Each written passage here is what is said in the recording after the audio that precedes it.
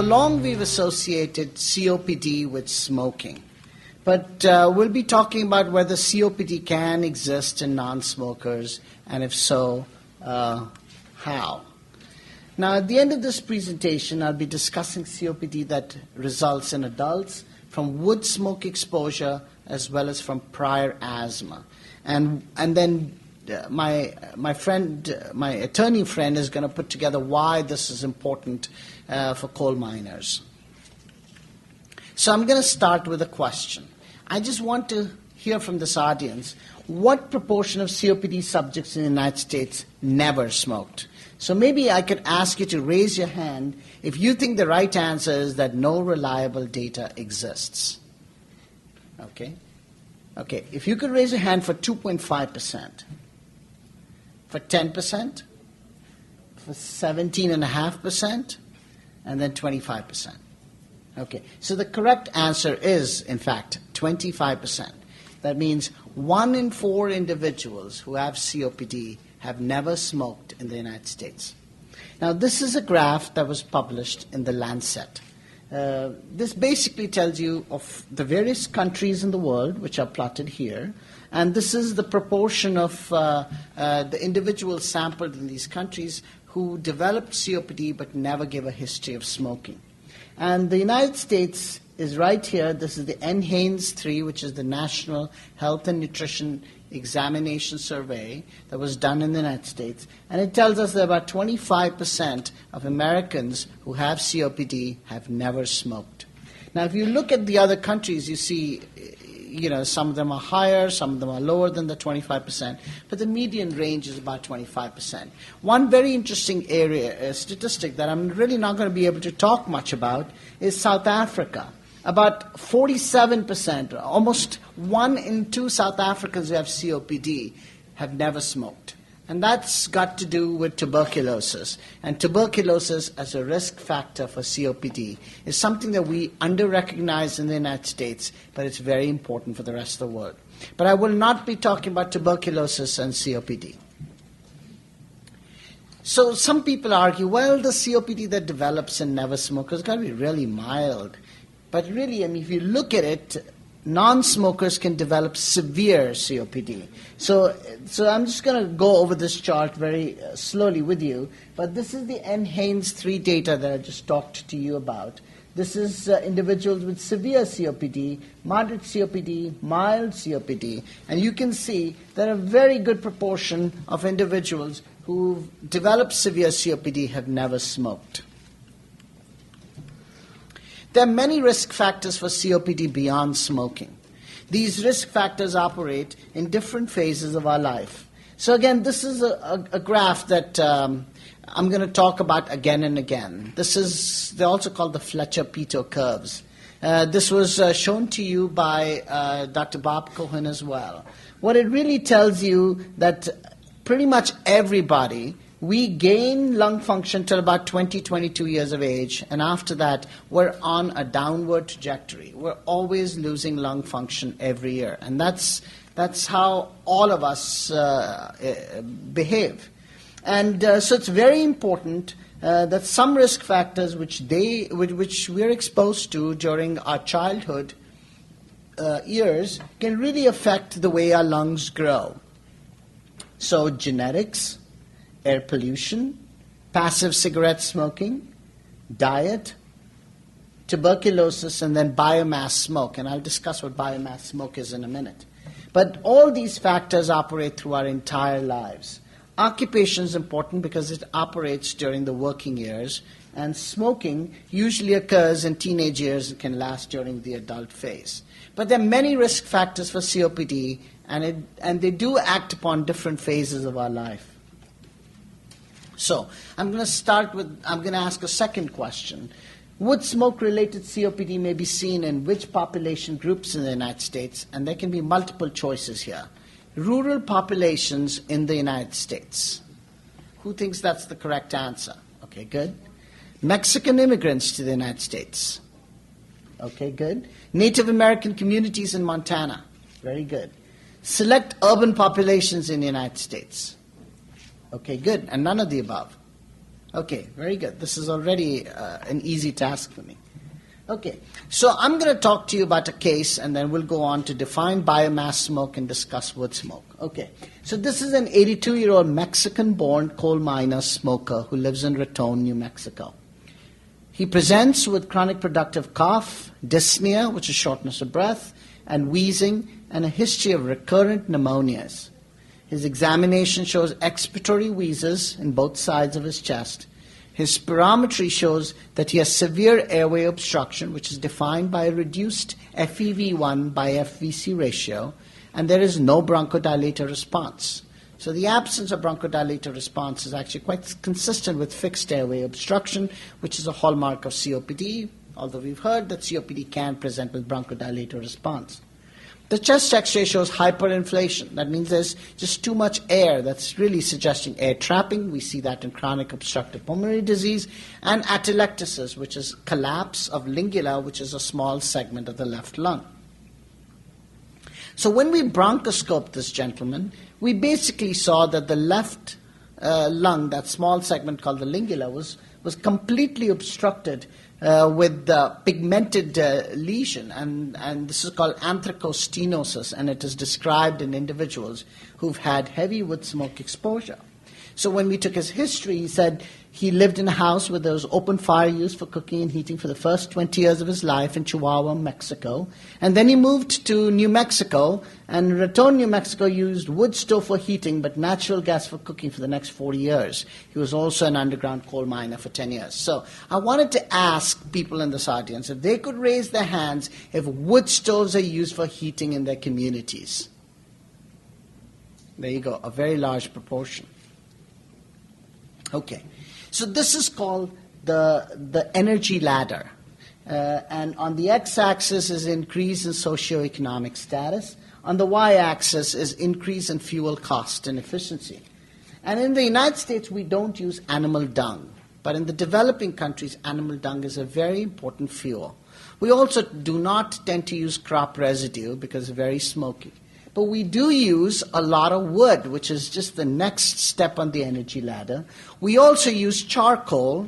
We also use coal and kerosene. And then we use gas and electricity as well. But as you go up the energy ladder, the cost increases.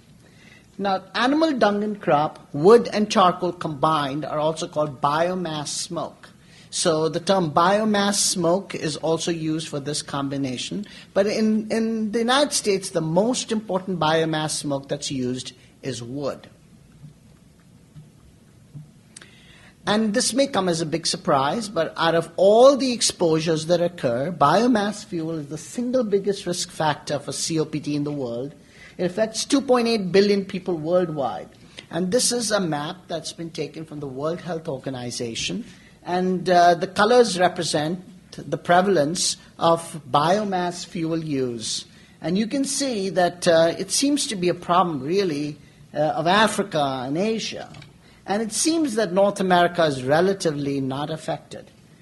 But when we did a survey in New Mexico of an urban population in Albuquerque, 28% of a New Mexican cohort self-reported wood smoke exposure. That came as a big surprise, but it shouldn't have been, because when I walked down my street, I could smell wood burning in all the fireplaces. And wood being natural is considered benign in southwestern communities, and I'm sure that's true for many other parts of the United States.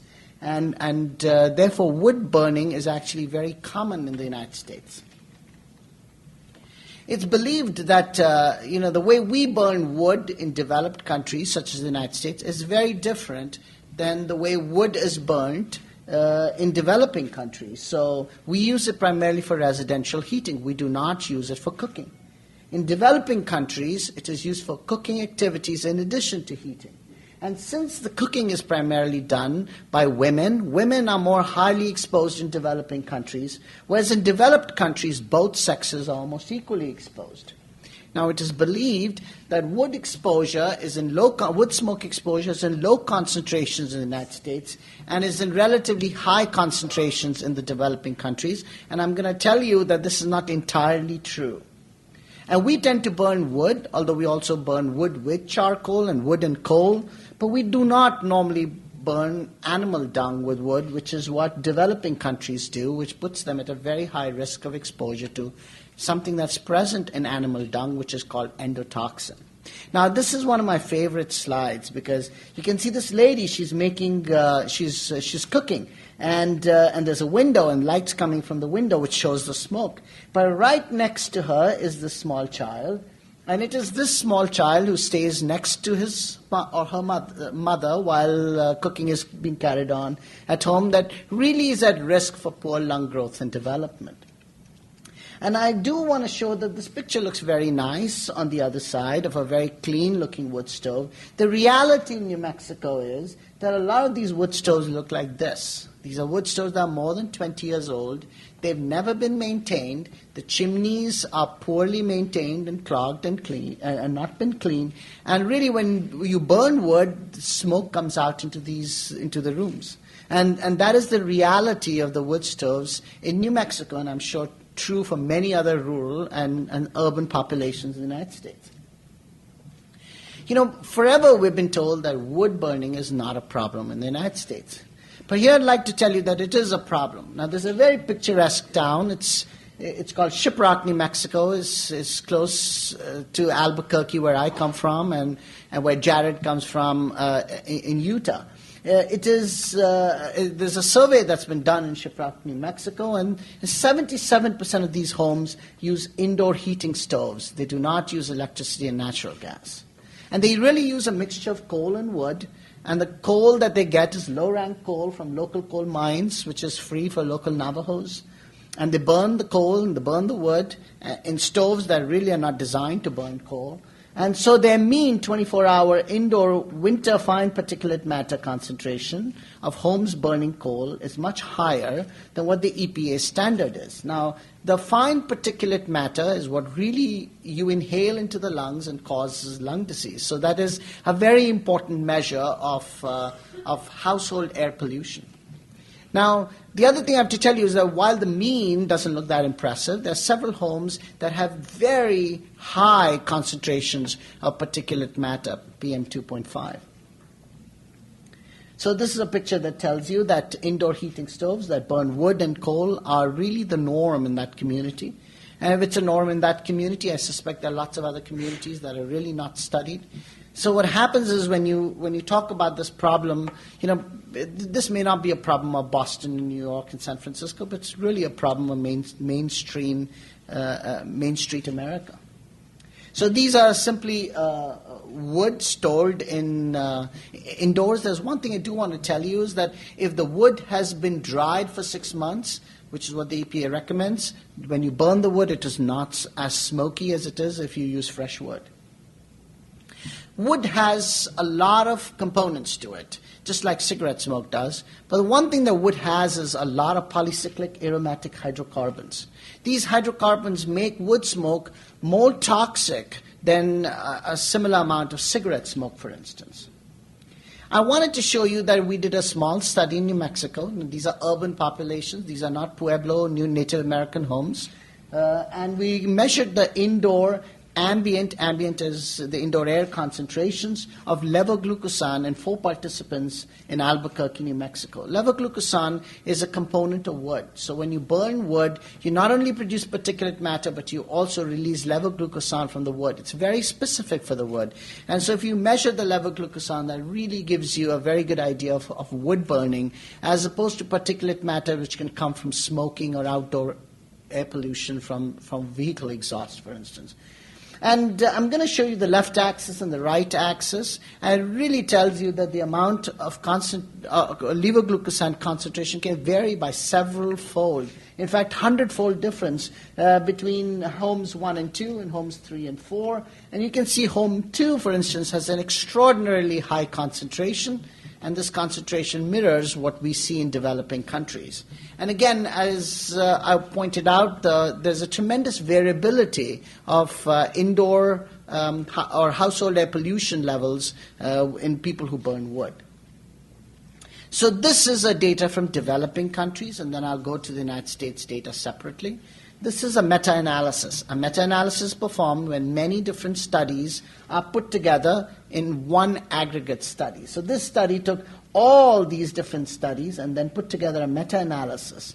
In this meta-analysis, this is called a forest plot. If the odds ratio is 1, that basically means there's no association. If the odds ratio is more than 1, it means it's a risk factor. If the odds ratio is less than 1, it means it's a protective factor. You can see the odds ratios are about 2.5 for COPD in developing countries in relationship to biomass smoke exposure. That means individuals who are exposed to biomass smoke have a 2.5-fold higher odds of developing COPD as compared to those who do not have biomass exposure. Now, what about the United States? Now, this is some of our own data. We've done this in New Mexican population of smokers. We've taken about 2,000 individuals. And we've shown that wood smoke predicts COPD. And I'm going to go over this data again with you. So we looked at 3 different outcomes. The first one was lung function, which is FEV 1% predicted. The second one was airflow obstruction, which was defined by an FEV1 by FVC ratio of less than 70%. And the third one was chronic bronchitis, which is defined by clinical symptoms of cough with mucoid phlegm production for most days for 2 years, for at least 3 months in a year. So what we basically want to show you is that the strengths of the association for wood smoke exposure are relatively strong and quite comparable to current cigarette smoke exposure. So here, wood smoke exposure is, after adjustment for covariates, including current cigarette smoke, has these kind of strengths of association reflected by this parameter estimate and these odds ratios. A p-value means if it's less than 0.05, it is considered that this is a significant risk factor. And clearly, both wood smoke and current cigarette smoke are risk factors for each of these 3 COPD outcomes. And the strength of the associations generally are fairly comparable even after you adjust for other confounding variables, such as age, sex, ethnicity, and so on. Now, we looked at a population of cigarette smokers, and then we went back and asked them if self-reported wood smoke also resulted in more symptoms. And we find that individuals who also have wood smoke exposure are much more likely to have wheezing, for instance, shortness of breath, cough and phlegm production, even after you adjust for their smoking history and even after you adjust for their lung function values. So in other words, wood smoke exposure really has significant morbidity related to symptoms that matter to individuals, even if you ignore previous data. Some people have asked, is the COPD CT phenotype in individuals exposed to wood smoke different? And the answer, we don't quite know if this is different. I mean, our data suggests that both chronic bronchitis and the low lung function or emphysema phenotype is associated with wood smoke. But some of the data coming from developing countries, particularly from Brazil, using CT scans show that individuals who are exposed to wood smoke are more likely to develop bronchial changes, which is airway changes, such as nodules and thickening of the bronchi, which we call bronchiectasis, lingula, atelectasis, which is simply collapse of the lung, and then this tree and bud opacities and ground glass opacities. So it is believed by some, although it's not definitive, that wood smoke association is primarily with a bronchial type of COPD, such as chronic bronchitis, rather than with the emphysema phenotype of COPD, but really both of them occur. And this is quite like coal dust exposure, which really causes both kinds of COPD as well. Now, this is back to the Fletcher-Peto curve. This is the curve that Dr. Bob Cohen talked about, and I introduced at the beginning of my talk. So it is believed that individuals reach a peak lung function, and this is FEV1% predicted values. This is the age in years. And the lung function peaks at about the age of about 25 or so, and then you're always declining, particularly if you've never smoked or you're not susceptible to cigarette smoke. This is the way lung function decline occurs. Now, if you are susceptible or you smoked or you've been exposed to other noxious agents, the decline tends to be much more steeper. A steeper decline means that you develop symptoms at a younger age, you develop disability at a younger age, and finally die at a younger age. But then there is another way of developing COPD which is not related to decline in lung function. And that is related to poor lung growth and development. And I'd like to go back to that little boy who was with his mother when the mother was cooking. And just imagine, the kids in Native American homes, the kids in rural and urban communities in the United States that live in these homes where there's a high particulate matter concentration, and there's a concern that these individuals have poor lung growth and development. And if you have poor lung growth and development, you're at risk for developing COPD, even if you don't have an accelerated decline in lung function. So this is the trajectory for an individual who has poor lung growth and development. Even if they don't have accelerated decline, they develop symptoms earlier, disability earlier, and death earlier. And you can see if they have poor lung growth and accelerated decline, this is going to develop at an even earlier stage.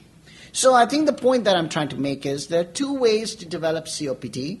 The first way is to have a steep decline in lung function, which is what we really talk a lot about. But there's a second way, which is poor lung growth and development in homes that have household air pollution issues. And when they get a second hit, such as by a coal dust exposure, they tend to develop this path, and this path is likely to lead to development of COPD with symptoms, disability, and death occurring at a much younger age. Now, this is, again, some of our data which proves that having baseline low lung function as an adult is an important risk factor for COPD, and we demonstrate here that this is, in fact, a more important risk factor for COPD than having a steep FEV1 decline. So if you look at the hazard ratios for developing incident COPD, which really tells you the strength of the association, the hazard ratios for having a low baseline lung function causing incident COPD is much higher than we do for rapid FEV1 decline. And if we just put this in a graph, it seems that if you have baseline low lung function and you have a steep decline, the risk for developing incident COPD is so much higher than it is in the other categories. So, does wood smoke exposure in the United States cause COPD? Now, this is an important question because during depositions, I'm asked this question by the opposing attorneys. Did this individual's wood smoke exposure as a child, as an adult, in his home where wood stoves were burnt, cause COPD? And the right answer is possibly. There are limitations of the study that we published. And this is the only study that we know of about wood smoke exposure and COPD in the United States. The first problem is it's an only study. With n is equal to 1, we cannot make definitive conclusions. But there are important limitations of our study that I think is very important for you to know. One, selection bias. We only studied current and former smokers. So we don't know we can generalize this to non-smokers. In fact, our mouse data suggests that you really need to have both cigarette smoke and wood smoke to really cause damage to the lung, and that non-smokers are not really hurt by wood smoke quite to the same extent as cigarette smokers are. Two, we did not study coal dust exposed subjects, so we really don't know what the interaction between wood smoke and coal dust smoke, if any, exists. Three, there's a lot of information bias in the study. The study really wasn't designed to study wood smoke. And so we only asked them a question, were you exposed to wood smoke? But we didn't ask them how long, we didn't ask them what kind, and we didn't really ask for the severity of exposures. So unfortunately, this study was really not designed to even ask that question because, when the cohort was assembled, we didn't expect wood smoke to be an issue. There's a recall bias.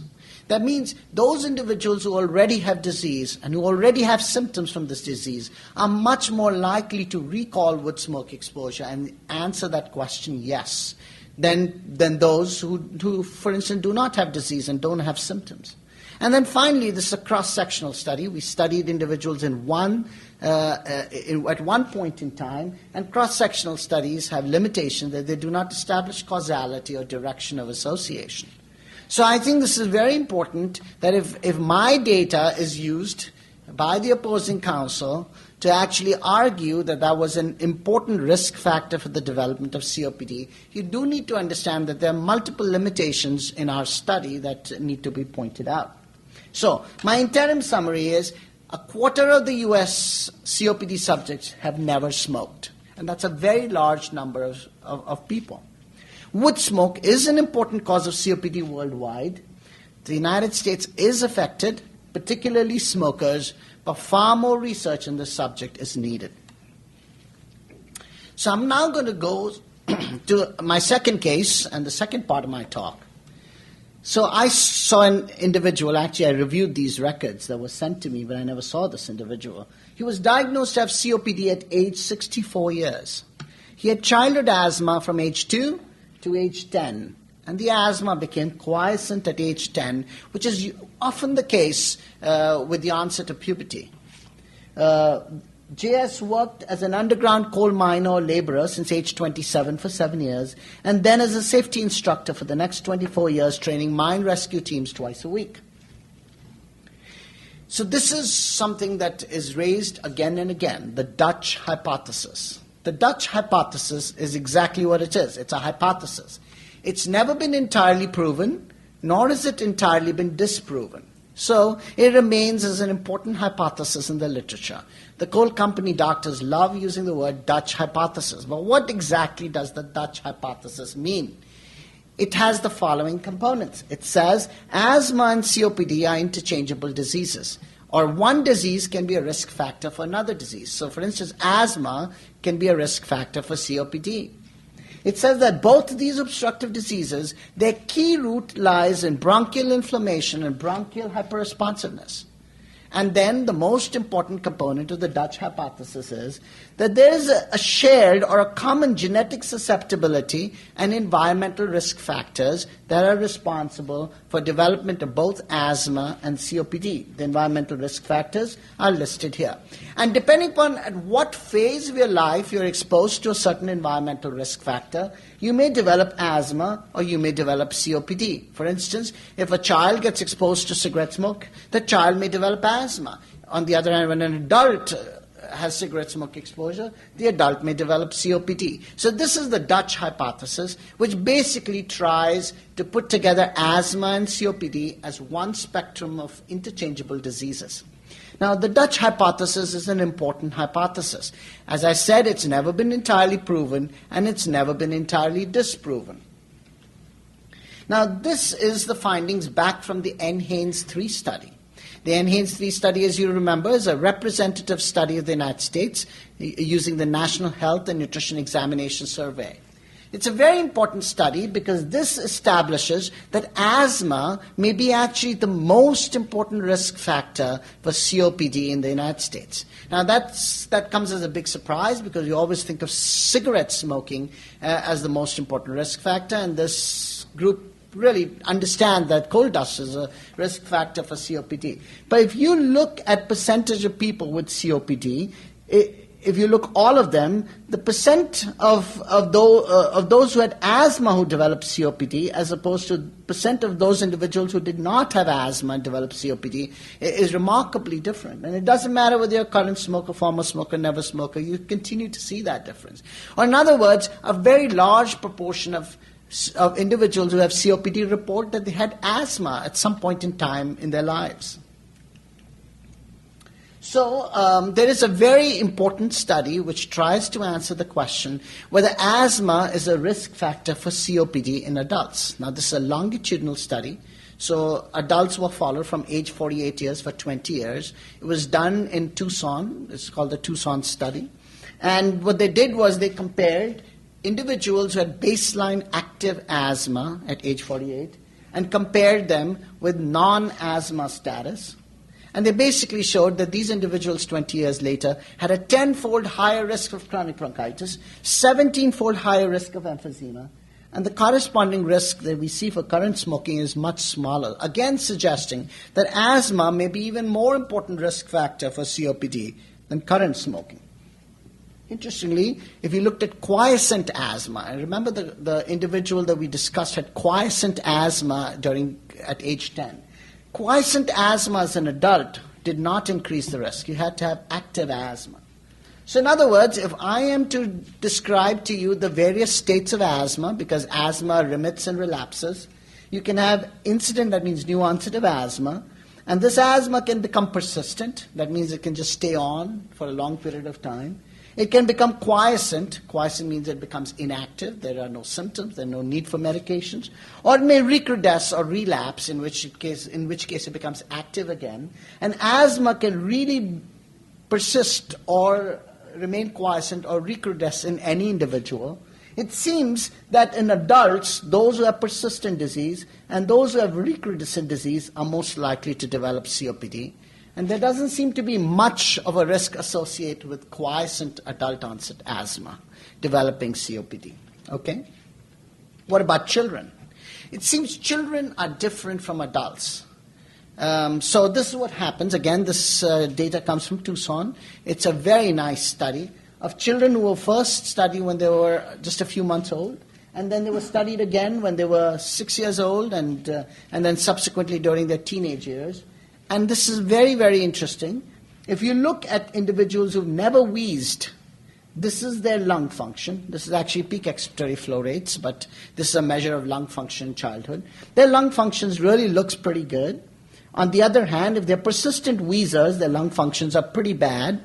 But even if you have transient early wheezing, that means people who had low lung functions when they were a few months old child because of a viral infection, and then their lung functions did improve, but they never improved back to baseline even after they became asymptomatic. So that means even if you have quiescent asthma in childhood, it can give rise to low lung function, which can be a risk factor for COPD. So going back to this Fletcher and Peto curve, in asthma, there can be multiple trajectories in childhood asthma as they become adults. So if you don't have asthma, this is what your trajectory of lung function decline would be.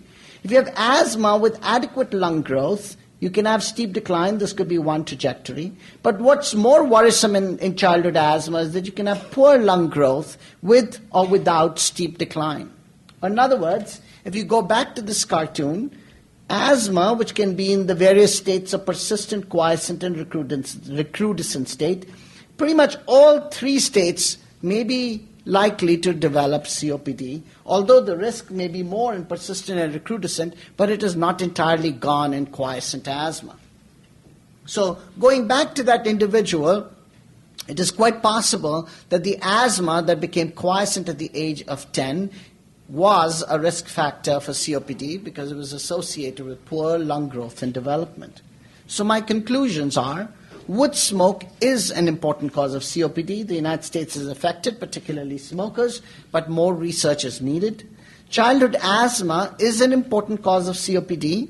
Quiescent asthma developing during childhood but not adulthood may affect lung growth, which in turn may increase COPD risk, and that smoking potentiates the COPD risk from non-smoking causes. And with that, I'd like to stop. I'll be happy to answer questions, and I hope you're still awake.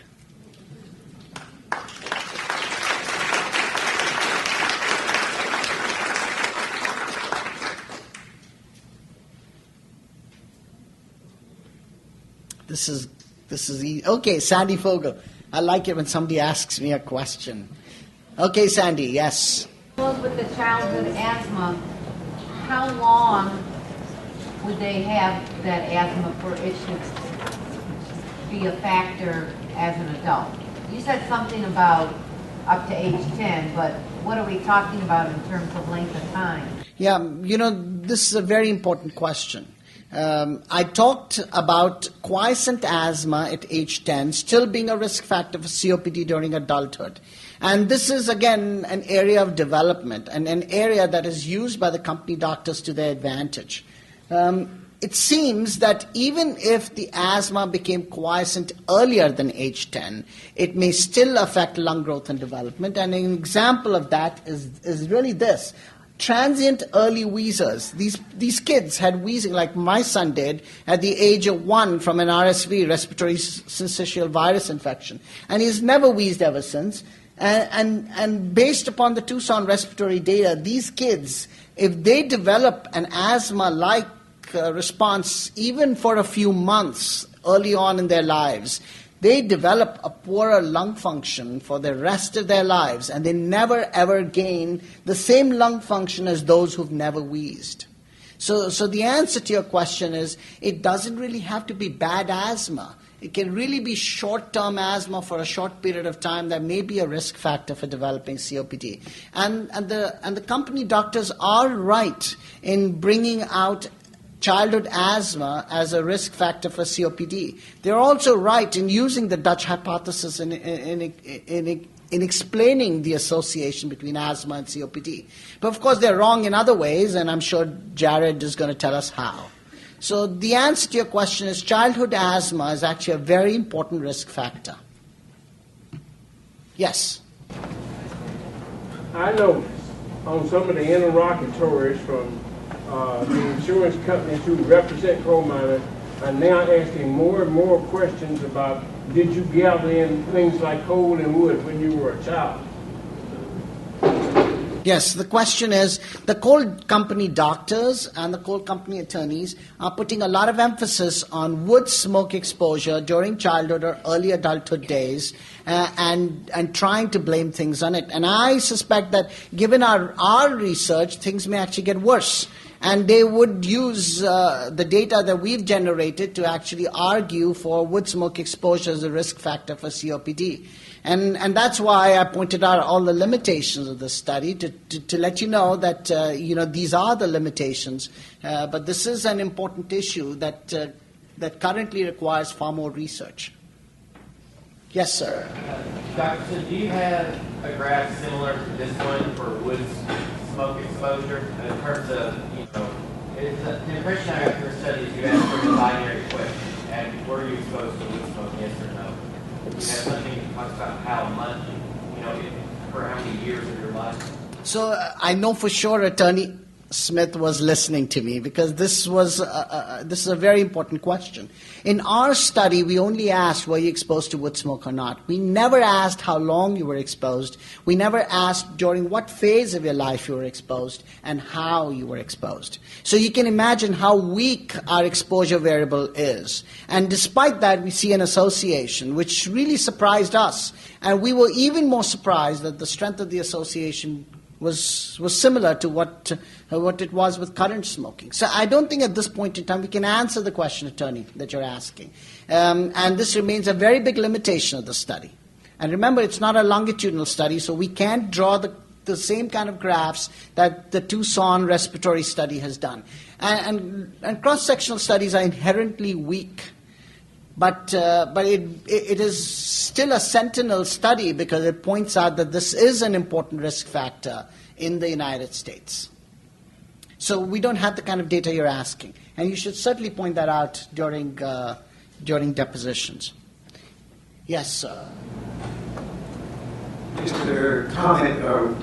We did a longitudinal study in coal miners in China. And I think the interesting thing that's relevant to what you're saying is that the coal miners who started mining before age 20 actually also did not achieve their full lung growth.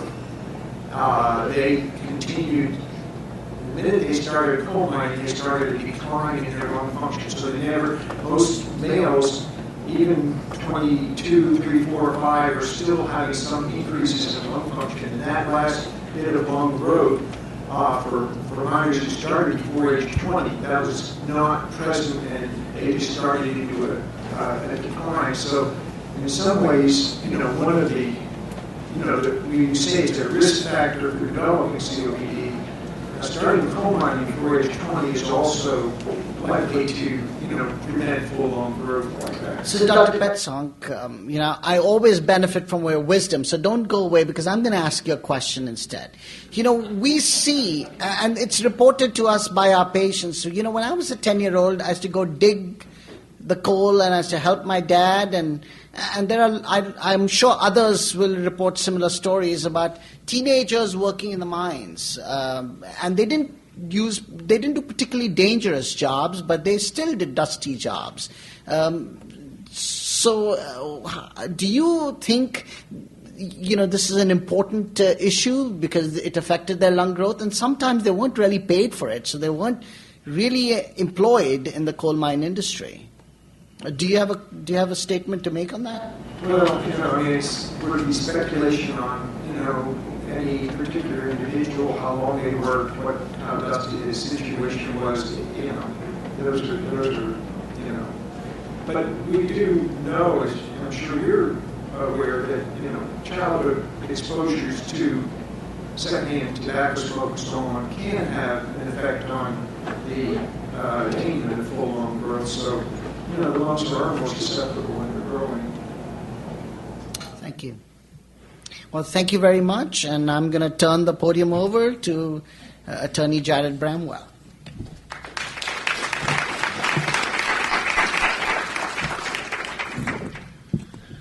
Well, the way I approached my collaboration with Dr. Sood was when we were asked to present this, and I had an opportunity to review the slides with Dr. Sood, my first thought that I had was, when presented with the information that he's just presented here, was, oh man, he's empowered the enemy, so to speak. This is information that over, as I've been practicing, which isn't as long as many of you,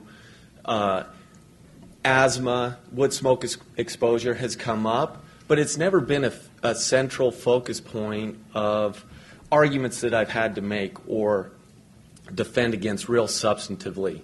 And so my thought was, man, there's some study and there's information that I'm now going to have to confront, and that wasn't necessarily, I guess, the most pleasant thought that I've ever had. But as I thought about it more and more and tried to come up with, well, how as advocates for coal miners, how do we approach this information? And as I thought about it more and more, I came to the conclusion, well, this isn't anything really that much different than what we faced with other complexities of representing coal miners, such as smoking. I believe that the more information that we have, and as we gain greater insight into how all the aspects of exposure impacts people's lives and their respiratory function, at the end of the day, it's better, and it will allow us to do a better job in representing our clients. At the end of the day, too, I think like smoking, and this is how I believe, and I'm truncating a little bit, but the best way to approach whether we face claims about wood smoke exposure or childhood asthma and the role and relationship that has in respiratory problems, COPD specifically, is that our doctors do, and Dr. Sood has indicated this as he spoke, but to point out the weaknesses and to use the same arguments that we use relative to smoking in relation to these things. There's no problem in my viewpoint whatsoever in acknowledging that childhood asthma or asthma to a certain degree or wood smoke exposure, whether it was young, could play a role and impact an individual's development of COPD later in life.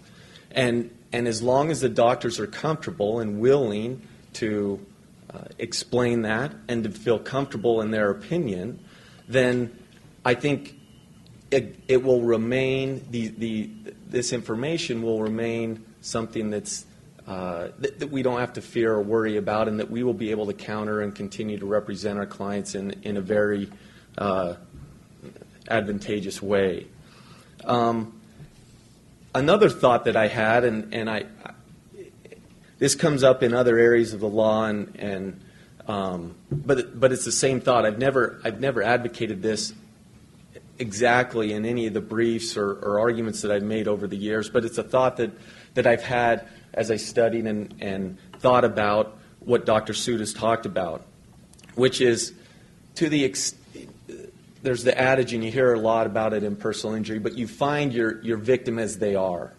And I think that's applicable in these circumstances where if you have individuals that were young and maybe they did experience childhood asthma or they experienced wood smoke exposure, and that has a correlating effect on how much their lung function and basically their peak respiratory capacity, and it diminishes it to a certain degree.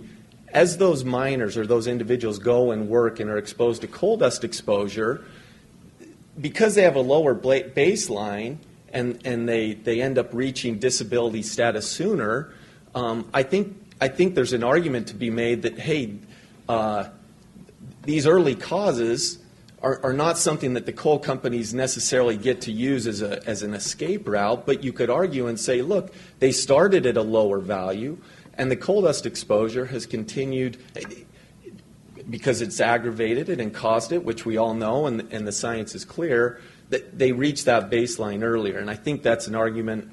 I'm not doing probably a great job of articulating it, but I think that's a coherent and rational argument that makes sense, and it's applicable in areas of the law, and I would hope administrative law judges would be receptive and open to it.